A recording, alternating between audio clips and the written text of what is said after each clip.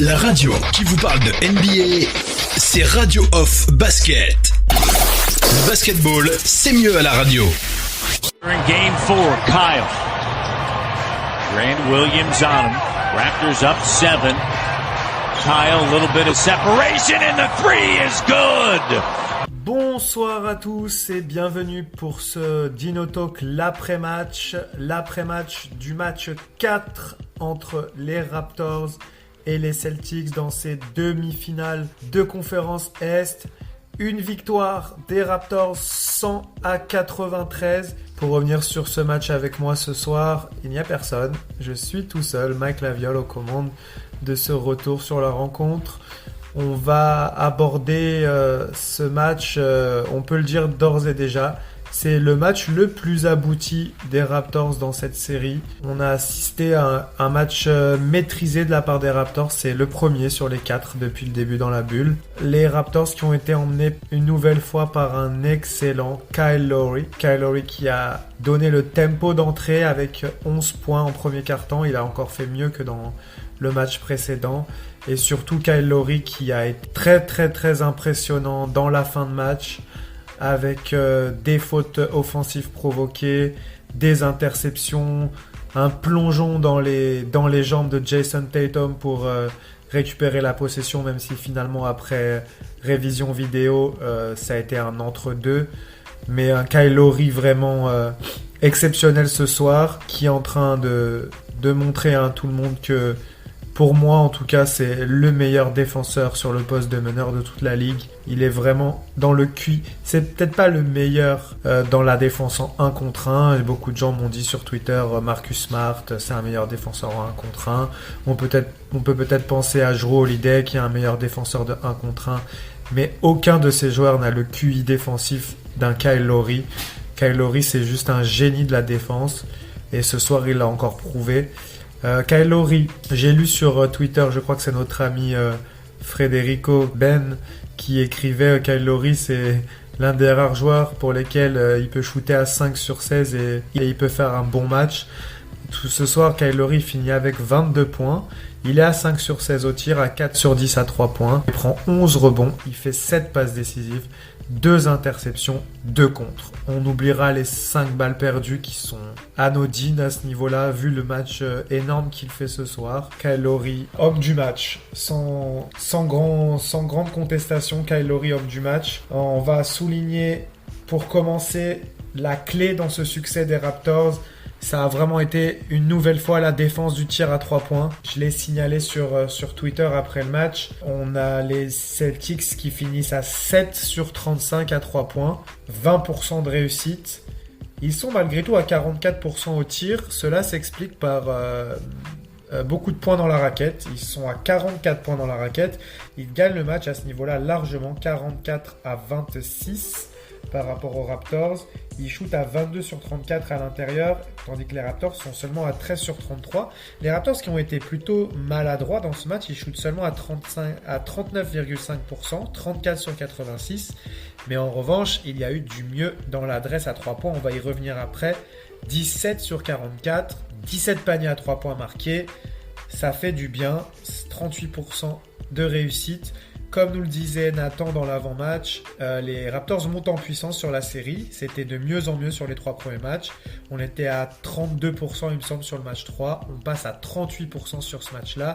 C'est vraiment dans les standards de l'équipe et ça fait toute la différence. Boston, pour faire le tour des joueurs, ça a été très compliqué de loin ce soir. On a un Tatum à 1 sur 6, un Smart à 1 sur 6 et un Walker à 1 sur 6. Et Jalen Brown est à 2 sur 11. Ça a été vraiment très compliqué. Le banc est à 2 sur 6 également. C'est un match très compliqué. Et à la différence des Raptors sur les matchs précédents qui étaient maladroits de loin, les Raptors, c'était des tirs la plupart du temps qu'ils arrivaient à se trouver et qui étaient ouverts après des bons mouvements collectifs ou après des fixations. Ce soir, on a l'impression vraiment que les tirs de Boston sont souvent contestés ou en tout cas compliqués pour la plupart. On a retrouvé cette défense des Raptors qui sort sur tous les tirs à 3 points.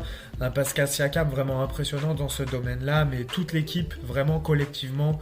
Kyle Lowry, Fred VanVleet, OG Anunoby, même Marc Gasol qui malgré tout parvient à être plutôt mobile, même si c'est pas forcément lui qui sort sur les tirs à 3 points. La défense des Raptors a été Serge Ibaka, Norman Powell également.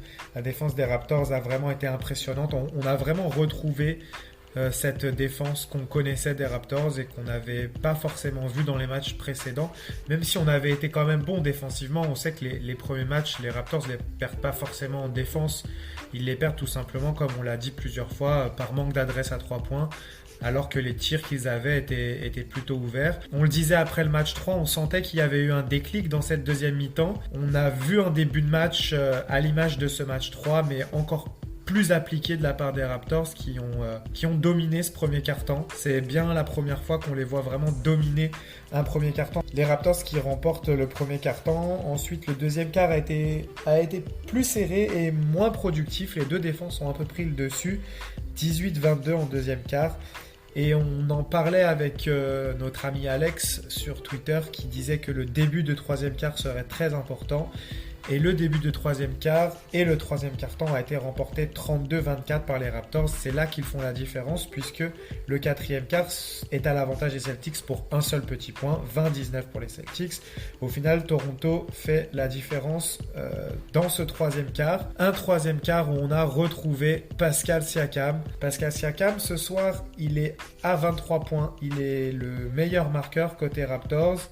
Il prend également 11 rebonds. Il a une activité débordante en défense, sur les aides, sur Jaylen Brown, sur Jason Tatum. Il a vraiment bien défendu. Il a été en galère avec son tir à 3 points. Il a le mérite de continuer à prendre les tirs. On sait, Siakam n'a cessé de le répéter cette saison en interview. Il travaille ces tirs-là, il a confiance dans son tir et il ne s'arrêtera pas de shooter. Il a confiance dans sa réussite, même si elle le fuit. Au final, il finit à 10 sur 23 au tir, mais à 2 sur 13 à 3 points. Donc si on enlève ses tirs à 3 points, il est donc à 8 sur 10. Il est à 8 sur 10 dans les tirs qui ne sont pas à 3 points. Et il a enfin trouvé la solution face à Jaylen Brown dans ce troisième quart où il met, il me semble, je crois qu'il met 11 points dans ce troisième quart. Et il domine Jaylen Brown au poste. Il faut souligner l'adaptation de Nick Nurse qui a essayé, comme je l'avais dit, je ne sais plus où je l'avais dit d'ailleurs, je voulais le voir plus jouer sans le ballon. Nick Nurse l'utilise beaucoup en tant que ball handler, comme on dit, et il devient prévisible à force. Et les défenses ont le temps de se mettre en place quand il a la balle en permanence dans les mains. Et là, en l'utilisant plus sans la balle, en lui donnant la balle plus près du panier, en lui permettant de jouer sur des sorties d'écran, des choses comme ça, on l'a vu retrouver un peu son jeu. On a vu également cette passe de Kyle Lowry en contre-attaque. Ça, c'est des actions que Siakam aime beaucoup et qui lui permettent de marquer des points faciles où il n'a pas besoin d'aller forcer à l'intérieur. Il a réussi à le faire quand même en 1 contre 1 au niveau du post-up face à Jaylen Brown. Et il met 2 tirs à 3 points de nouveau après en avoir raté beaucoup. C'est une soirée positive pour Siakam. On espère qu'il va continuer ainsi. 23 points. Il shoot que 2 lancers francs. C'est peut-être ça qu'il peut encore améliorer, cette agressivité. Mais il n'est pas non plus favorisé par les arbitres qui sifflent pas beaucoup de fautes à Jaylen Brown sur sa défense, sur lui. Malgré le fait qu'il provoque, la plupart du temps, il n'obtient pas forcément gain de cause. Il faudrait peut-être qu'il prenne des cours auprès de Kyle Lowry pour qu'il lui montre comment faire. Kyle Lowry qui shoot 8 lancers francs. Ce soir, il est à 8 sur 8 au lancer franc. On va parler des lancers francs. Les Raptors ont un peu rectifié le tir. Ils sont à 15 sur 19. On note toujours que les Celtics ont plus de lancers francs. Malgré tout, ils arrivent plus à aller chercher les fautes avec 27 lancés. 27 lancés pour les Celtics. Tatum n'a pas été beaucoup sur la ligne ce soir. Il est à 3 sur 5. C'est un peu tous les joueurs qui ont été sur la ligne. On a Tatum qui en a tiré 5, Jaylen Brown qui en a tiré 4, Walker en a tiré 7, Smart en a tiré 5. Ça a été bien réparti côté Celtics. On n'a pas eu beaucoup de fautes sur Tatum. Tatum a été bien défendu. Mais lui aussi, si on enlève sa maladresse à 3 points, il est à 1 sur 6 à 3 points. Il est à 10 sur 18. Du coup, ça lui fait un 9 sur 12, ce qui est très bien. Tatum, il finit avec 24 points, c'est le meilleur marqueur du match, 10 rebonds, 3 passes, 5 balles perdues. De manière générale, la défense des Raptors a été bonne sur tout le monde. On n'a personne qui a qui a explosé ce soir, comme ça avait été le cas dans le match précédent. Kemba Walker a été bien défendu. Il est à 1 sur 6 à 3 points, 4 sur 9 au tir, 6 sur 7 au lancer. Il fait quand même 8 passes, il a réussi à bien faire tourner son équipe. De toute façon, Boston est malgré tout dans le match quasiment tout le long. Il ne faut pas non plus minimiser la performance de l'adversaire. Ce sont les Raptors qui ont bien joué ce soir. Mais Boston n'est pas non plus accrédité d'un match raté. Pour l'instant, sur les 4 rencontres, Boston ne manque aucun match. On notera malgré tout l'adaptation de Nick Nurse qui, comme l'a souligné notre camarade de Celtics FR dans l'avant-match, et il l'a souligné à nouveau ce soir, les Raptors ont fait en sorte de sortir les Celtics de leur spot préférentiel, notamment grâce à cette défense de zone très agressive sur la ligne à 3 points. Ils ont rendu les choses vraiment difficiles à ces Celtics. On va parler un peu du banc maintenant avec quelque chose d'étonnant. On va parler du banc et des temps de jeu. Nick Nurse a de nouveau beaucoup fait jouer ses titulaires. On dirait qu'il a fait un petit clin d'œil à Budenholzer qui a dit que 36 minutes c'était la limite maximum pour Giannis Antetokounmpo. Alors côté Raptors, ce soir on a Siakam à 45 minutes, VanVleet à 44 et Kyle Lowry à 43. Anunoby a un peu moins joué, 35, il n'est pas au-dessus des 40 ce soir. Gasol joue 25, Ibaka 22 et Powell a eu plus de temps de jeu avec 19. Matt Thomas a passé 3 minutes sur le terrain avec du positif malgré tout, il a été bon en défense. Je ne sais pas s'il prend un tir à 3 points qu'il rate, mais de l'activité, un rebond. Bon, il est à moins 3 dans le plus-minus, mais sur 3 minutes c'est compliqué de tirer un enseignement de ça. On va revenir sur les bancs. Étonnamment, Brad Stevens a fait rentrer son banc très rapidement dans le premier quart-temps. Et c'est à ce moment-là que les Raptors ont su en profiter. On a au final le banc des Celtics totalise 24 points. Et côté Raptors, on a Ibaka à 18 et Powell à 5. Ça fait 24. Donc les bancs se sont équilibrés. C'est vraiment le 5 de départ des Raptors, avec Serge Ibaka quand même qui fait un très gros match. Serge Ibaka qui s'est bien rattrapé de son match 3 où il était plus en difficulté dans le scoring. Mais il a continué à être vraiment très bon en défense et toujours présent au rebond. Il a bien supplé Marc Gasol qui est sorti pour 6 fautes. Marc Gasol, j'ai vu quelques critiques également à son égard. Je ne les partagerai pas forcément. Je trouve que Marc Gasol a fait un match à la Marc Gasol. Il distille 5 passes décisives quand même. Il a fluidifié le jeu d'attaque. Il marque seulement 4 points, mais il parvient à inscrire un tir à distance très très important en quatrième quart. Fin du quatrième quart, les Raptors ont gagné ce match sur la défense, vraiment, parce que c'était compliqué encore pour aller chercher des tirs. Ça nous faisait penser un peu à ce match 2, où l'attaque a peiné dans les derniers instants. Mais cette fois-ci, la défense a vraiment tenu le choc et les Raptors l'ont emporté grâce à cette défense. Mais ce panier de Marc Gasol est à noter, il a été très important. Et on va parler ensuite du match de Fred VanVleet. Fred VanVleet a été plutôt maladroit, mais il finit quand même à 5 sur 11 à 3 points. Et ça fait toute la différence dans ce basket moderne où le tir à 3 points a pris vraiment une importance capitale. Il finit à 6 sur 19, il est encore en difficulté dans ses pénétrations. Je l'ai souligné également pendant le match. Fred VanVleet a du mal à s'adapter à cette défense de Boston qui lit parfaitement son jeu. Il l'a fait une fois où il s'est arrêté dans sa pénétration et a trouvé une passe pour Norman Powell. Il faut vraiment qu'il arrive à s'adapter là-dessus. Il finit avec 6 passes décisives, c'est pas mal, 17 points, 6 rebonds pour VanVleet, c'est pas mal du tout. Non, un bon match encore de VanVleet défensivement, il répond présent. Si Marcus Smart est à 2 sur 8 et 1 sur 6 à 3 points, c'est pas anodin. On a VanVleet qui fait son travail en défense. L'amélioration qu'il pourrait faire, comme je l'ai dit, c'est vraiment dans ses pénétrations, essayer d'être plus malin, parfois stopper, feinter. Il faut qu'il prenne un peu des pages du livre de Kyle Lowry qui est vraiment très bon dans ce domaine-là pour pénétrer, utiliser son corps, provoquer des fautes, même si certaines personnes appellent ça du flopping, appelez ça comme vous voulez, mais pour moi c'est de l'intelligence de jeu et c'est pas le seul à faire ça. James Harden va chercher des fautes dans le même genre. Beaucoup de joueurs, Kemba Walker est bon pour faire ça aussi. Voilà, donc appelez ça du flopping si vous voulez. C'est pareil sur les passages en force, pour moi c'est du génie défensif. Si vous voulez appeler ça du flopping, appelez ça comme vous voulez. Et enfin, revenons sur notre OG Anunoby. OG Anunoby qui est vraiment en grande confiance avec son tir. Il est à 2 sur 4 à 3 points. En fait, ce qui est vraiment intéressant avec OG Anunoby, c'est qu'il est parfaitement dans son rôle. On sait que dans ce 5-là, dans le 5 de départ, il n'est pas l'option numéro 1 en attaque. Loin de là, il est facilement la 4e, voire la 5e. Il a peu le ballon en main, mais quand il l'a, il fait les bons choix. Ce soir, il a quand même 3 balles perdues. J'avais pas remarqué forcément ça. Mais pour moi, il n'a pas forcément beaucoup de déchets. Il fait 3 passes. Il est à 3 sur 7 au tir, 2 sur 4 à 3 points. Il fait ce qu'on a besoin qu'il fasse en attaque.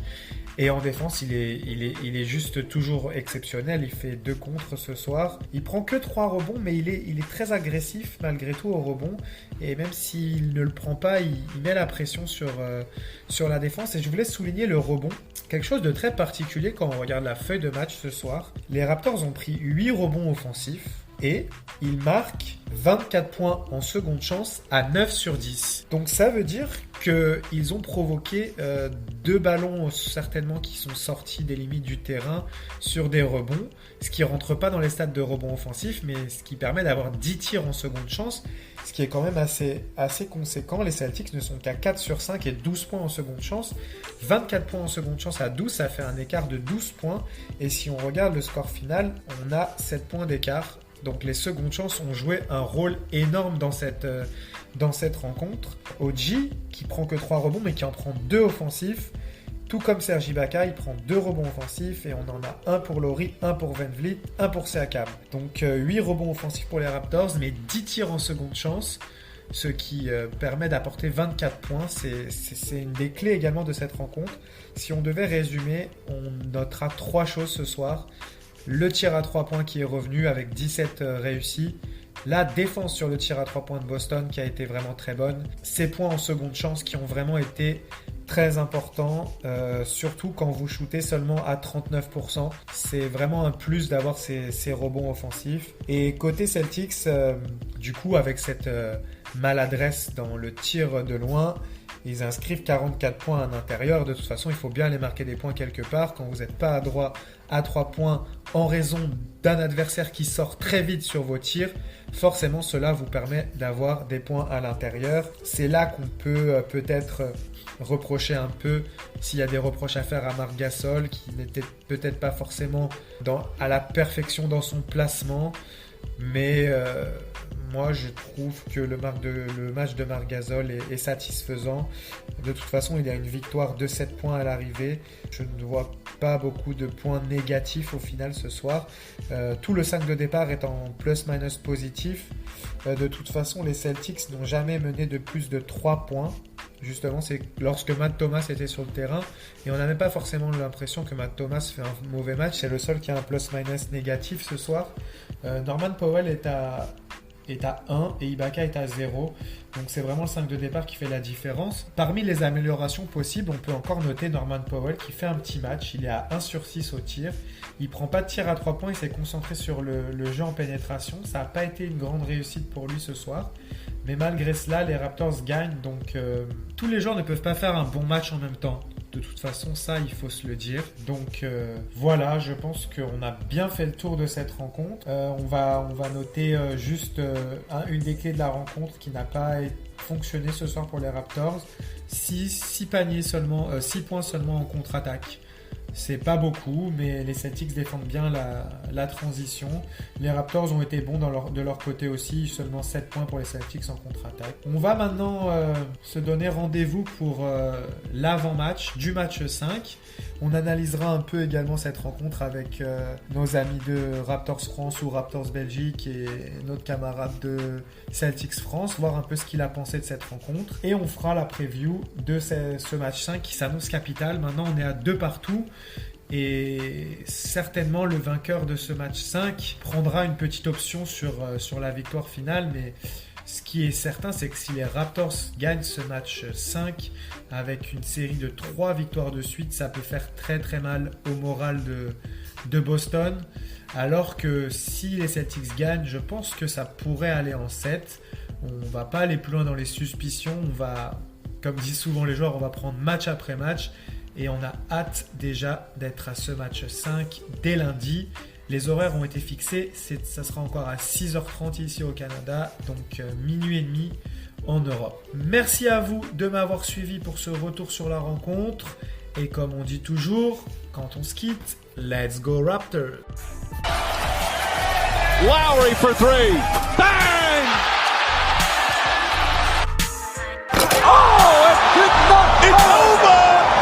It's over, ladies and gentlemen!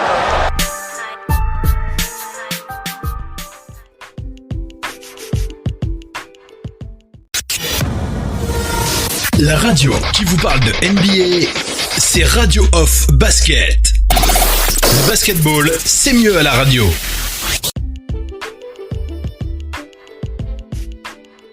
Next, we'll go to Mike from Lea Express Toronto. Bonsoir Serge, félicitations pour la victoire et cette belle performance. Je voulais te demander, est-ce que tu peux nous expliquer quel a été vraiment l'impact de la victoire précédente? On a vu que vous avez vraiment démarré le match de la meilleure manière. Est-ce que ce match d'avant avec ce tir au buzzer a vraiment eu un gros impact sur votre morale?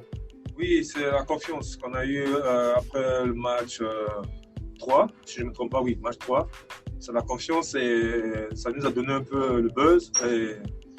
Et ce soir, on est venu, on savait qu'après la dernière victoire, on a la chance et on est venu pour jouer. On a très bien joué comme équipe et surtout, le plus important, on a joué dur. En défense et comme en attaque. Et toi, de ton côté, tu l'as dit, on te l'a posé en anglais, je voulais le reposer en français. C'est peut-être la première fois que tu avais un match sans. Comment as-tu fait pour rebondir? Mais écoute, je me suis dit, bon, c'est les playoffs, ça arrive à tout le monde. Et le plus important là, comme on a eu la victoire, je dois me concentrer au prochain match et avoir la confiance et jouer dur. C'est ça que j'ai fait ce soir. Parfait. Et pour finir, un petit mot sur la performance de Kyle Lowry en défense dans ce quatrième quart-temps. Ouais. Ah, mais Kyle, écoute, Kyle là, il a vraiment repris sa forme, il est en confiance. Et comme Kyle il est en confiance comme ça, et c'est ça qui donne. Il joue fort en défense et comme en attaque. Très bien, merci beaucoup. Yeah. Thanks, Mike. We have time for two more. Serge, we'll go to Antoine from Canal Plus next. Antoine, are you there? Can you hear me? Yep. Go Okay. ahead. Bonjour Serge, ça fait 2 matchs que vous arrivez vraiment à les faire déjouer à 3 points. À quel point ça fait partie justement des ajustements? Écoute, on a vu de tape. Il y a une force à shooter à l'extérieur. Dans les 2 premiers matchs, on n'avait pas bien joué comme équipe. Mais les 2 derniers matchs, on a compris. Donc, c'est ça qu'on doit faire. On doit jouer, pénétrer et assister la balle à l'extérieur pour les shooters. Est-ce que justement, on sait que c'est la force du coaching staff de Nick et donc des assistants de s'ajuster de match en match? À quel point justement ça vous permet de vous préparer au prochain match, de savoir que derrière il y a ce staff qui va faire ce travail-là? Oui, mais comme je te le dis, le plus important au playoff, le plus important de changer. Tu vois, tu peux pas jouer au même style chaque match. Et c'est sûr, eux ici, le prochain match, ils vont essayer de changer. Donc nous aussi, on doit être prêts à changer quelque chose et être prêts à jouer contre leur changement aussi. Merci Serge. Last one for this evening, we'll go to Sebastian from Argentina. Sebastian, are you Hola there? Serge, yes. Hola Serge, bueno, te vuelvo al español, te saco del francés. ¿Qué tan importante está siendo en esta etapa de playoff el trabajo de los entrenadores de Coach Nick dentro del equipo, caso Sergio Scariolo? ¿Qué tan importante es el trabajo que hacen ellos? Bueno, yo creo que en este momento todos los trabajos del entrenador es muy, muy importante porque primero no tenemos mucho tiempo de descansar después de los partidos. Y entonces todos los detalles es muy importante y yo creo que nuestros entrenadores están haciendo muy buen trabajo mirando los tape y yo creo que esto nos está ayudando mucho. Thanks. That's all the time we have for this evening, Serge. Thanks very much for joining us.